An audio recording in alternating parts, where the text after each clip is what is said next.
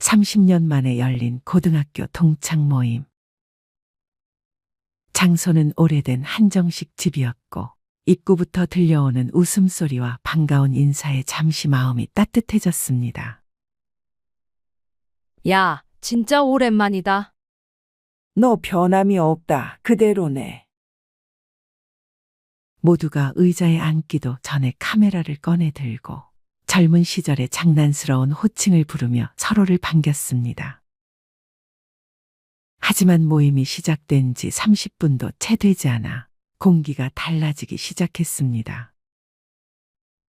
한 친구가 반짝이는 외제차 키를 일부러 테이블 위에 턱 하고 올려놓았습니다. 아, 요즘은 그냥 2차로 다니는데 국산차는 이제 불편해서 못 타겠더라. 순간 옆에 있던 친구의 얼굴이 굳어졌습니다. 그는 아직도 버스와 지하철을 타고 출퇴근하고 있었거든요. 다른 쪽 테이블에서는 또 이런 대화가 오갔습니다. 우리 아들 이번에 대기업 합격했어. 아, 축하해줘야 돼. 그래? 대단하다. 대답은 했지만 속으로는 씁쓸한 표정을 감추지 못한 이도 있었습니다. 자기 자녀는 취업 준비로 몇 년째 고생 중이었으니까요. 분위기는 조금씩 갈라지고 있었습니다. 처음에 환한 웃음과 반가움은 점점 줄어들고 사람들의 눈빛 속에 어쩐지 불편한 그림자가 드리워지기 시작했습니다. 그날 모임이 끝나고 집에 돌아가는 길, 몇몇 친구들은 속으로 이렇게 생각했습니다. 역시 동창 모임은 불편해. 또 가야 할까? 동창 모임에서 가장 흔하면서도 가장 불편한 행동은 바로 돈 자랑입니다. 사실 모임에 나온 사람들은 누구나 알고 있습니다. 누가 잘 살고 있고 누가 조금 힘들게 살고 있는지. 말하지 않아도 옷차림이나 태도 혹은 함께 이야기하는 몇 마디로 이미 충분히 알 수 있습니다. 그런데 굳이 그걸 드러내고 싶어 하는 사람들이 있습니다. 대표적인 게 술값 자랑이죠. 첫 모임에서 오늘 내가 쏠게 하면 모두가 고맙다고 박수를 칩니다. 한 번은 괜찮습니다. 분위기도 훈훈해지고 다들 즐겁게 넘어갑니다. 하지만 두 번째, 세 번째 모임까지 계속 본인이 계산을 맡아버리면 이야기가 달라집니다. 처음엔 고마웠지만 점점은 저 친구는 일부러 과시하려고 저러나 하는 생각이 들게 됩니다. 어떤 이는 무심한 듯 지갑을 열면서 일부러 두툼한 카드 지갑을 보여줍니다. 누군가는 시계를 소매에서 살짝 드러내 보이고 누군가는 테이블 위에 차키를 툭 올려놓습니다. 말은 하지 않아도 그 순간 대화의 공기는 달라집니다. 듣는 사람은 어떻게 느낄까요? 아, 나는 아직도 대출이 남아있는데, 나는 아직도 허리띠를 졸라매며 사는데, 이런 씁쓸함이 마음 깊숙이 자리하게 됩니다. 그리고 그 씁쓸함은 결국 다음 모임을 피하고 싶은 마음으로 이어집니다. 돈 자랑은 자랑하려는 사람의 의도와 달리 듣는 사람의 마음을 가장 빠르게 움츠러들게 합니다. 동창 모임은 경쟁의 자리가 아니라 추억을 나누고 서로의 안부를 확인하는 자리입니다. 그런데 돈 자랑이 등장하는 순간 그 자리는 경쟁의 무대로 바뀌어 버립니다. 두 번째로 동창 모임을 불편하게 만드는 행동은 자식 자랑입니다. 자식 이야기는 빼놓을 수 없는 대화 주제이지만 동시에 가장 조심해야 할 주제이기도 합니다. 우리 아들 이번에 의대 붙었어. 우리 딸 이번에 해외 유학 갔어. 말하는 쪽은 기쁨을 나누고 싶은 마음일 겁니다. 하지만 듣는 쪽은 다릅니다. 누군가는 아이가 아직 취업 준비로 고생하고 있고, 누군가는 아이 문제로 상처를 안고 있고, 또 누군가는 자녀를 먼저 떠나보내야 했던 아픈 기억을 가진 경우도 있습니다. 그런 사람들에게 자식 자랑은 칼처럼 마음을 베어버립니다. 특히 나이가 들수록 자녀 이야기는 기쁨의 주제보다 비교와 상처의 주제로 작용하기 쉽습니다. 모임이 끝나고 집에 돌아가는 길, 누군가는 이렇게 중얼거립니다. 다른 집은 다 잘 되는데 왜 우리 집만 이럴까? 자식 자랑은 본의 아니게 친구를 상처 주는 말이 될 수 있습니다.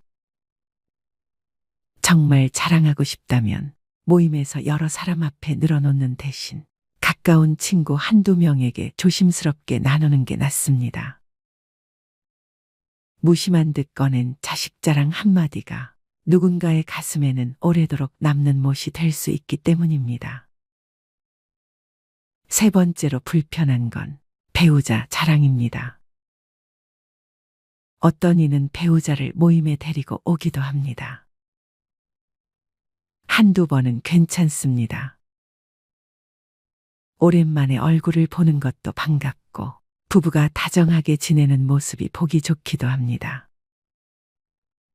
하지만 그 모습이 반복되면 이야기가 달라집니다.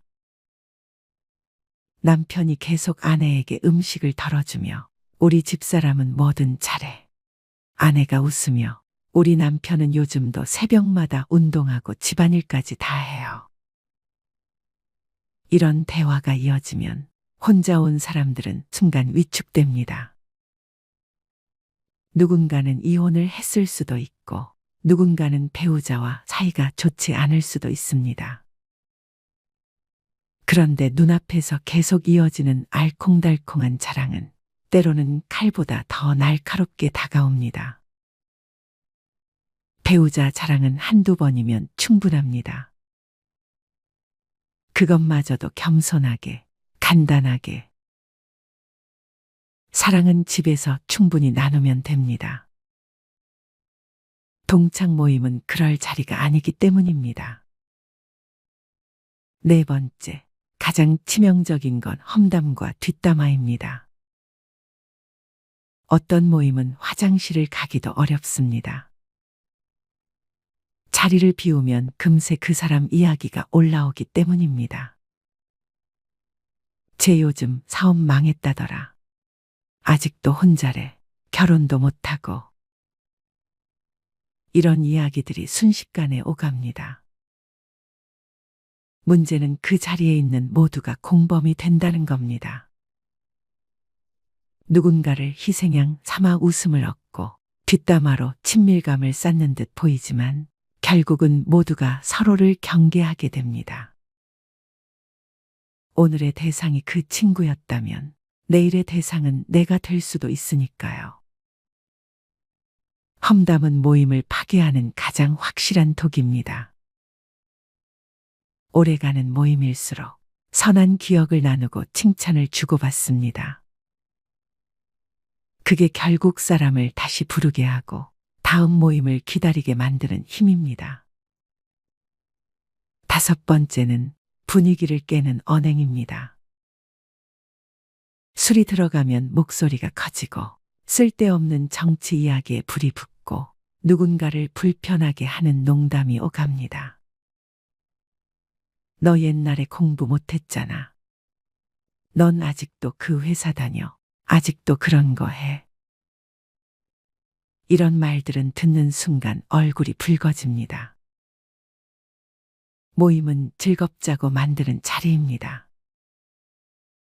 그런데 분위기를 깨는 몇 마디가 이어지면 즐거움은 사라지고 긴장감만 남습니다.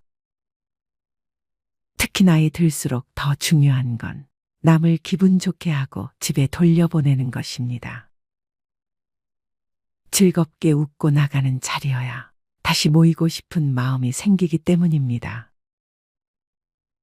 여기서 한 가지 질문을 던져야 합니다.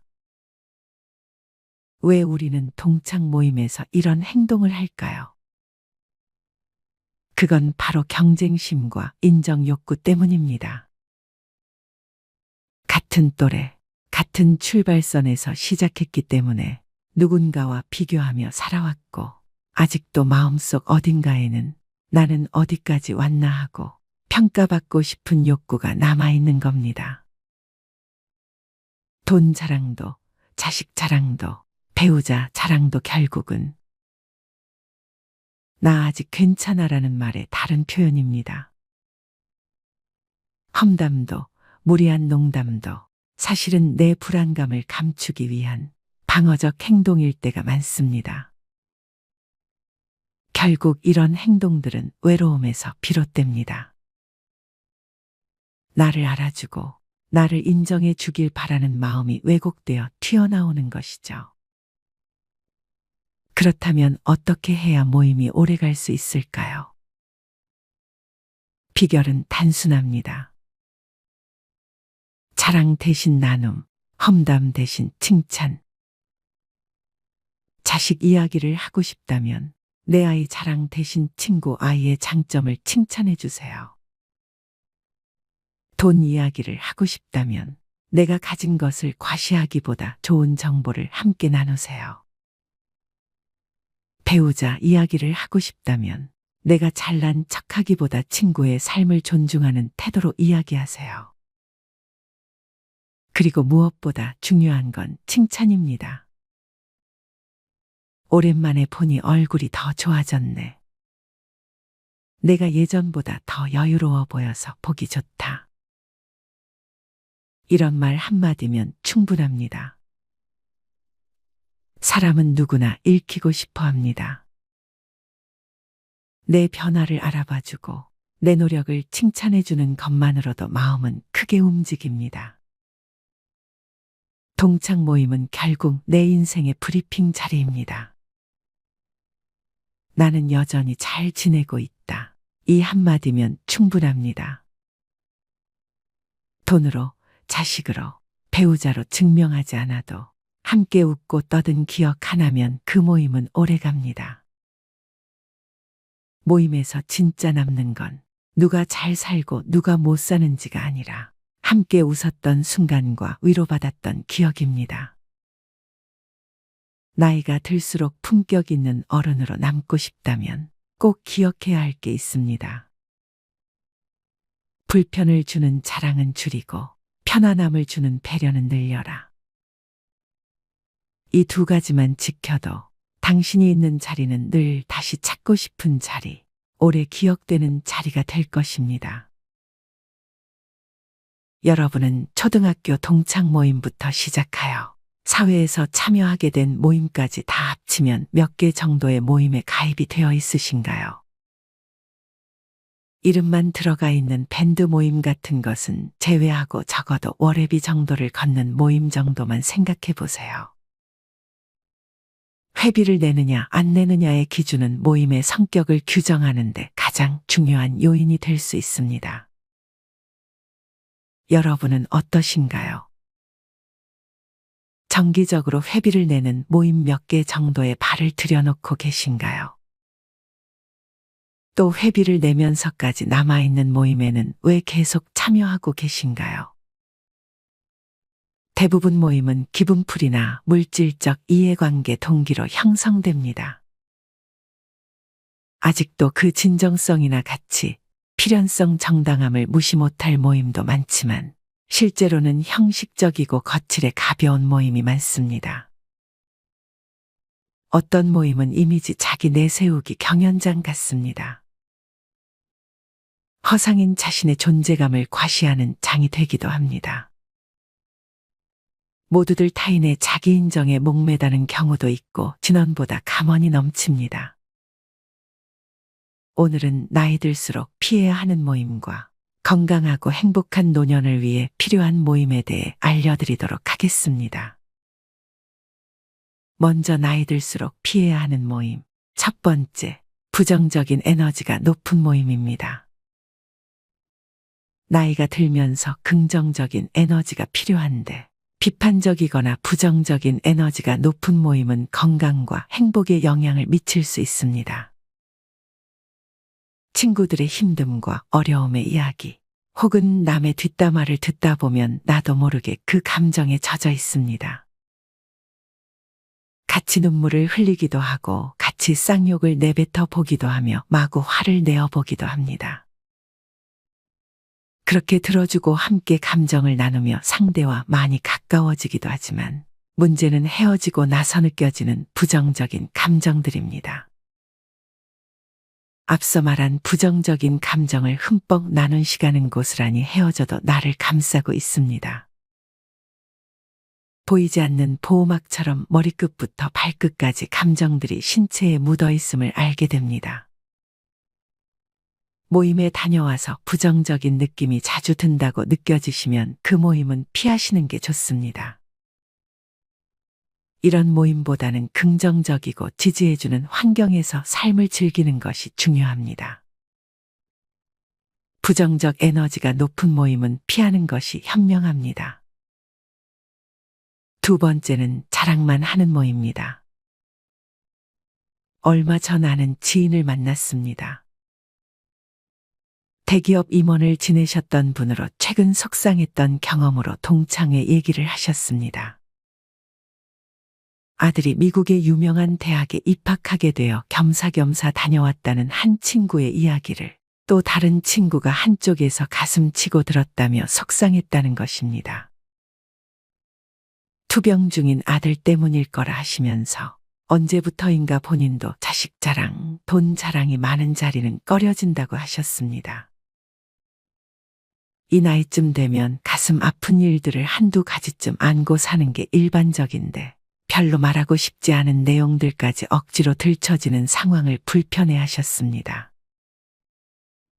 직장인이 퇴직할 즈음의 아이는 대학 진학을 하거나 취업할 나이가 됩니다.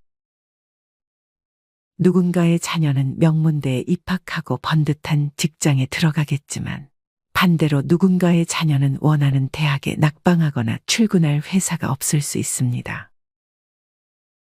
마음처럼 되지 않는 게 자식 농사인데도 다른 이의 자랑을 들으면 모든 게 내 탓인 듯하여 스스로 책망하게 됩니다. 또한 노후 준비가 충분치 않은 퇴직자는 경제적 고민도 부담일 수밖에 없습니다. 당장 생활비 마련이 시급한데 마땅한 일자리를 구하기도 쉽지 않아 두 번째 세상살이는 더 힘겹습니다. 여기에 연로하신 부모님과 병에 걸린 가족까지 책임져야 하는 상황이라면 앞날이 막막하기만 합니다. 이번 동창회를 다녀온 후 깨달은 점이 있다고 합니다. 퇴직자일수록 서로를 더 배려해야 한다는 점입니다. 퇴직의 아픔은 같은 퇴직자가 아니면 가까운 가족조차 가늠하기 어렵습니다. 그래서 퇴직자들은 더더욱 나를 드러내기에 앞서 타인을 이해하고 존중하는 태도를 가져야 합니다. 나의 말 한마디가 다른 사람에게 빗으로 꽂히고 내 행동 하나가 상처가 될 수 있기 때문입니다. 무슨 말을 해야 할지 모르겠다면 그저 조용히 지켜보거나 찬찬히 들어주기만 해도 좋을 것 같습니다. 경우에 따라서는 과도한 관심도 버거울 때가 있습니다. 수십 년간 몸담았던 회사에서 떠밀려 나오는 심경을 누가 알까요? 혹여 퇴직자 자신의 헛헛함을 자식 자랑이나 돈 자랑으로 채우려 한다면 이는 상대에게 상처만 줄 뿐입니다. 결코 나와 다르지 않을 동료의 심정도 헤아려 보세요. 세 번째는 서로 시기 질투하는 모임입니다. 이연복 셰프가 한 TV 프로그램에서 자신의 친구 관계에 대해 이야기한 적이 있습니다. 이 셰프에게는 30년 가까이 만나온 친구 모임이 있었습니다. 이 셰프가 유명해지고 난 후 친구 모임에서 2차를 갔을 때 이 차는 누가 돈을 내냐? 라는 말이 나왔습니다. 이 셰프는 이 차는 자기가 내겠다고 했는데 그 말을 듣고 한 친구가 왜 내가 이 차를 쏘느냐며 멱살을 잡았다고 합니다. 결국 싸움이 났고 그 후 이 셰프는 모임에 나가지 않는다고 했습니다. 오랜 친구 모임이 2차 회식비를 내느냐 마느냐 문제로 깨지고 만 것입니다. 하지만 2차 회식비를 누가 내느냐가 진짜 원인은 아닙니다. 이 셰프가 유명해진 것에 대한 시기 질투가 진짜 문제였습니다. 친구 모임에서 왜 내가 돈을 다 내느냐고 따지는 건 그 사람에게 시기나 질투, 콤플렉스가 있다는 방증입니다. 회식비를 반낸다 해도 문제고 다 낸다 해도 문제입니다. 그럼 n분의 1로 나눠내면 문제가 없을까? 그것도 아닙니다. 성공의 돈도 벌었는데 친구들에게 한턱을 내지 않는 쫀쫀하고 야박하며 베풀 줄 모르는 이기적인 친구가 돼버립니다. 이런 사람들은 욕을 피할 수 있는 방법이 없습니다. 뭘 해도 비난받습니다. 그래서 결국 성공한 사람은 모임에 더는 나가지 않게 됩니다. 모임에 나가지 않는다고 욕을 안 먹는 건 아닙니다. 성공하기 전에는 모임에 나갔는데 성공한 다음부터 나가지 않으면 옛날에는 안 그랬는데 이제는 변했어 라며 비난받습니다. 결국 뭘 해도 욕을 먹습니다. 모든 친구가 다 이렇게 시기 질투의 감정으로 성공한 사람, 돈을 많이 번 사람을 비난하는 건 아닙니다. 시기 질투의 감정으로 말을 내뱉는 이는 소수입니다. 하지만 10명 중 1명 정도는 그럽니다. 비록 1명이지만 그 1명이 모임에서 이런 말을 하면 그 다음부터는 모임에 나가기가 두렵습니다. 그런 친구가 1명이라도 있으면 그 모임에 더는 나갈 수가 없습니다. 소위 성공한 후 모임에 나가지 못하는 사람이 이 셰프만은 아닙니다. 정말 많은 사람이 사회적으로 명성과 부를 얻은 후 과거 인연이 끊기고 맙니다. 밥값을 누가 내느냐, 얼마나 내느냐의 문제로 인간관계가 꼬인다는 건 참 우스운 일입니다. 그런데 친구 관계, 지인과 관계에서는 이게 참 중요합니다. 만나서 이야기만 하고 헤어지면 웬만한 경우가 아닌 한 사이가 틀어질 일이 없습니다. 하지만 만나서 이야기하다 보면 필연적으로 차값, 밥값, 술값 등을 지출해야 합니다. 이걸 어떻게 누가 부담하느냐에 따라 친구 관계가 영향을 받습니다. 어쨌든 이런 문제로 성공한 사람, 돈을 번 사람은 자신의 옛 모습을 잘 아는 친구들, 즉 자기가 잘 나가기 전, 성공하기 전부터 알고 지낸 친구들 모임에 나가기가 힘듭니다. 업무와 관계없이 순수한 인간관계를 이어나갈 수 있는 좋은 모임이라 해도 소위 성공했다는 사람은 나가기가 어렵습니다. 성공한 후 사람이 변해서 모임에 나가지 않는 게 아닙니다. 모임에서 상처를 받아 다음부터는 안 나가게 된다는 게 좀 더 정확한 답입니다. 이렇게 나이 들수록 피해야 하는 모임에 대해 알아봤습니다. 모임을 아예 나가지 말라는 게 아닙니다. 어떤 모임이든 장단점을 가지고 있습니다. 사람과의 소통이 이루어지는 공동체는 그만큼 제약되는 부분과 허용되는 부분으로 어느 정도 나눠지는 것 같습니다. 하지만 그 범주를 벗어나 도드라지거나 흐트러뜨릴 경우 부딪힘은 따라옵니다. 그만큼 인간관계에서 발생하는 문제가 큰 것 같다는 생각을 해봅니다. 어느 학자는 외로움은 혼자 있는 고통을 표현하기 위한 말이고, 고독은 혼자 있는 즐거움을 표현하기 위한 말이다 라고 했습니다. 고독은 고통이 아닌 우리가 삶을 사는 데 있어 꼭 필요한 능력입니다. 고독은 상처를 치유하고 상실을 극복하며 개개인을 창조적인 삶으로 이끄는 힘을 지니고 있기 때문입니다. 또한 두려움 없이 고독에 맞서는 것이야말로 이별과 죽음, 스트레스 등을 극복하고 내면 가장 깊숙한 곳에 자신과 만나는 최고의 지름길입니다. 즉, 외로움은 다른 사람과 단절된 상태로 스트레스를 유발하지만 고독은 스스로 선택한 것이기에 삶에 활력을 줍니다. 그러니 고독을 전혀 겁낼 필요는 없습니다. 나이 들수록 혼자 있는 시간을 충분히 즐길 줄 아느냐 모르느냐의 문제가 삶의 질을 결정하는 요소가 됩니다. 나이 들수록 혼자가 되어야 하는 이유를 알려드리겠습니다. 첫 번째, 인간의 불행은 고독할 줄 모르는 데서 온다. 대부분의 사람들은 혼자가 되는 것을 두려워합니다. 외로울까봐, 혹은 외롭지 않기 위해서 필요하지 않고 감사하지 않은 인연을 애써 붙들고 있다라는 생각이 든 적 있으신가요? 자신의 외로움과 두려움을 채우기 위해 주변 사람에게 집착하고 의존하게 되죠. 만나서 즐겁지 않고 위로받거나 건설적인 대화를 이어나가지 못하는 대상으로부터는 과감하게 혼자 떨어져 나오셔도 됩니다. 물론 혼자서 살기 위해 절대적으로 모든 것을 혼자서 해결해야 하는 것은 아닙니다. 도움을 필요할 때에는 적절히 도움을 청하고 지지를 받는 것은 중요하겠죠. 하지만 자기 자신과 면밀히 대화하고 자아를 발견하는 시간을 갖는 것은 평온하고 풍요로운 삶을 살아가는 데 도움이 될 수 있습니다. 고독을 진정으로 즐기는 시간을 본인 스스로에게 주어보세요. 외로움을 피하려고 하지 않고 외로움을 선택할 줄 아는 사람은 인간관계에 여유로움이 있고 초연해집니다. 혼자 있는 능력은 세상과 단절을 의미하는 것이 아닙니다.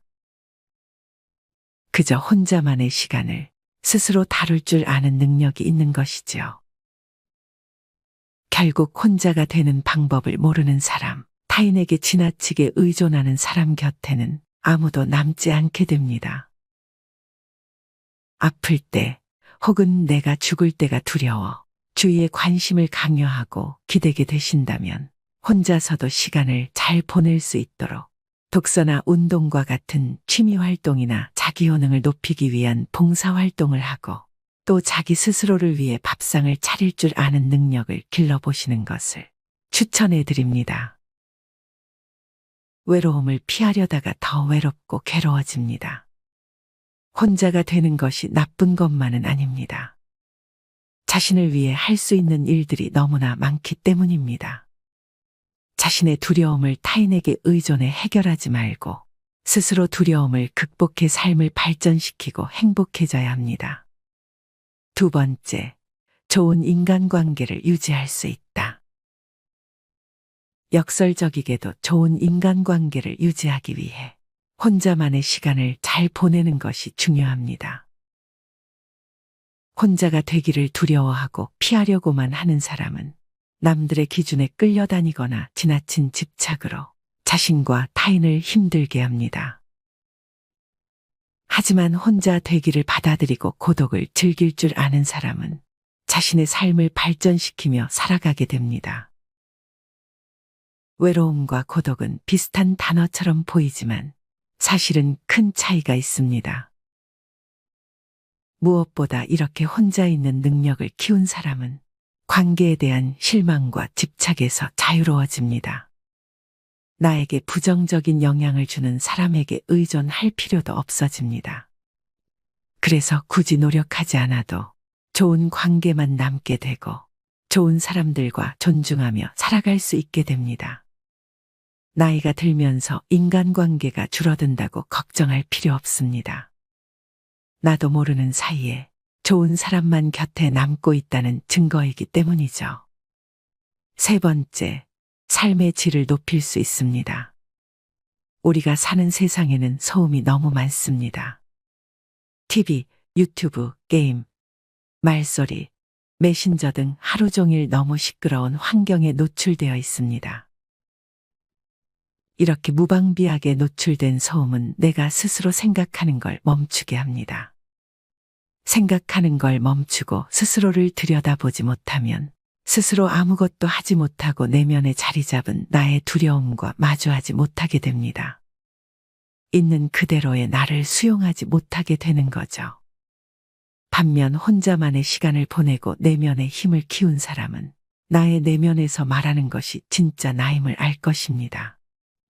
그래서 혼자 있어도 고통스럽지 않고 편안하고 즐길 수 있게 됩니다. 누군가 자신을 챙겨주기 바라는 대신 자신이 배우고 싶은 것을 배우고 새로운 것에 도전하며 삶의 활력을 찾습니다. 이처럼 혼자 있는 능력, 내면의 힘을 가꾸는 것은 자신의 힘을 키우고 삶의 질을 높이는 길입니다. 우리는 더불어 함께 살아야 행복한 존재들입니다. 공동체 속에서 함께 생활하고 서로 돕고 서로 의지하고 살아야 합니다. 그런 속에서 삶의 균형을 이룰 수 있게 혼자만의 시간도 필요합니다. 나이 들수록 우리 내면을 들여다볼 수 있는 혼자만의 시간이 필요합니다. 이렇듯 나만의 시간을 갖다 보면 평소에 느껴보지 못한 변화를 경험하게 됩니다. 돈으로 살 수 있는 행복을 위해 일을 한다면 혼자만의 시간은 돈으로 살 수 없는 행복을 가져다 줍니다. 그렇다면 혼자서도 잘 지내는 사람들의 특징은 첫 번째, 새로운 경험을 두려워하지 않는다. 혼자서도 잘 지내는 사람들은 안정감은 자기 안에 있는 것이라는 점을 잘 알고 있습니다. 이들은 새로운 것을 탐험하기 위해 자신의 영역을 벗어나는 것을 두려워하지 않습니다. 이러한 태도는 이들의 삶을 놀라운 방식으로 풍요롭게 만들어줍니다. 새로움을 통해서 성장하고 자기 자신에 대해 기분이 더 좋아지고 스스로를 더 잘 알게 해줍니다. 이런 사람들은 자신의 삶에 대한 책임을 지기 때문에 책임감이 더 강합니다. 두 번째, 타인의 시선을 신경 쓰지 않는다. 그들은 다른 사람들에게 멋지게 보이려 하거나 타인의 시선을 의식하는 대신 스스로에게 집중합니다. 그들은 자신이 원하는 대로 살기 위해 노력하며 타인의 시선을 고려하지 않습니다. 이는 때로는 건방진 것처럼 비춰질 수 있지만 그들은 자신의 삶을 주도하며 스스로를 만족시키기 위해 노력합니다. 이런 사람들은 자신을 위한 선택을 하는 경우가 많기 때문입니다. 그들은 자신이 필요한 것을 찾고 타인의 기대나 평가에 따라 행동하지 않습니다. 이러한 선택은 그들이 자신의 욕구를 충족시키며 자신의 인생을 자신의 방식으로 살아가게 해줍니다. 타인의 시선에 긴장하거나 불안해하는 것은 자신을 제약하며 성장을 방해합니다. 타인의 시선을 신경 쓰지 않는 것이 자신의 성장에 도움을 줍니다. 이들은 새로운 경험을 쌓으며 자신을 발전시키는 것을 우선시합니다. 세 번째, 자기 자신을 잘 안다. 마지막으로 혼자 잘 지내는 사람들은 종종 자신을 진정으로 합니다. 이 특성은 그들을 극도로 반성하게 만들고 자신의 행동과 그로 인해 발생할 수 있는 결과에 대해 명확하게 인식합니다. 또한 종속성이 적을수록 더 독단적인 경향이 있습니다. 이에 더해 그들은 생산적이고 자기 요구적인 경향이 있습니다. 그들은 자신의 자신감을 유리하게 관리하여 도전에 직면하고 새로운 학습이나 프로젝트를 수행하는 사실에서 큰 동기부여의 원천을 찾을 수 있습니다. 이것은 그들이 어려움에 직면했을 때 효과적인 대처 전략을 가질 수 있도록 합니다. 자신의 감정과 불안을 알고 자신의 능력을 객관적으로 평가할 수 있기 때문입니다. 오늘은 이렇게 혼자서도 잘 사는 사람의 특징과 이유에 대해 알려드렸습니다. 혼자서도 잘 지내는 것은 행복하고 성공적인 삶을 살기 위한 필수 요소입니다. 자신과의 소중한 시간을 가지며 자기를 위로하고 행복하게 지낼 줄 알게 된다면 반절은 성공입니다. 그리고 자신만의 관심사와 취미를 갖고 여가 시간을 즐기는 것. 주변 사람들과 소통하면서 즐거운 순간을 공유하되 혼자만의 공간을 존중해 주시는 것. 건강을 유지하고 꾸준히 운동하며 건강한 식습관을 유지하시는 것이 세부적인 방법이라고 말씀드릴 수 있습니다. 가끔은 새로운 도전을 시도하고 자기 개발에 투자해 보세요. 자연과 교감하며 힐링하는 시간을 갖고 자기 자신에 대한 사랑과 이해를 기억한다면 평온하고 풍요로운 노후를 즐기실 수 있을 겁니다.